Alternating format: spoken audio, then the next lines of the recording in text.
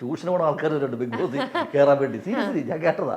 അതായത് ബിഗ് ബോസിൽ ഒന്ന് പറഞ്ഞ ഷോയ്ക്ക് വരാൻ വേണ്ടി അങ്ങനെ ആൾക്കാരുണ്ട്. അപ്പൊ അത്രയും ഒരു ഇതുള്ള ഷോ അല്ലേ. അപ്പൊ ഒരാളുടെ ചാൻസ് രേണു കളഞ്ഞു, അല്ലെ രേണു കുറച്ച് ദിവസം ചെന്ന ഉടനെ തന്നെ അയ്യോ ഇത് എനിക്ക് പറ്റുന്നില്ല അപ്പൊ അതിന്റെ വോക്കൗട്ട് ചെയ്ത് ഇറങ്ങിയപ്പോൾ ഒരാളുടെ ചാൻസ് അല്ലേ ഇവിടെ പോയത്? അത് പറയാൻ പറ്റില്ല. അതിപ്പോ അത് അവരുടെ ഇഷ്ടം.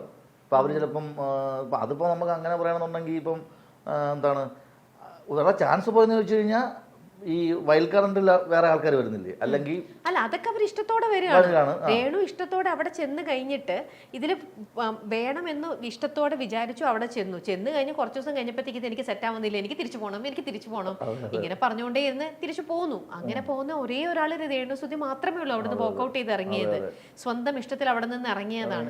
അതാണ് ചോദിക്കുന്നത്. അത് ശരിക്കും ഒരു വേറൊരാൾക്കുള്ള ചാൻസ് പോകുന്ന കേസാണ്. പക്ഷെ അവർക്ക് എന്താ അവർക്ക് കംഫർട്ട് ആയിക്കാണല്ലോ. അല്ലെങ്കിൽ പിന്നെ ഇത്രയും വലിയൊരു ഷോ ആണെന്നൊക്കെ അറിഞ്ഞു തന്നെ ഒരിക്കലും പോയിട്ടുള്ളത്. പിന്നെ എനിക്ക് അവിടെ പിന്നും പിടിച്ചു നിൽക്കാം അല്ലെങ്കിൽ എന്നല്ലേ വിചാരിക്കൂ.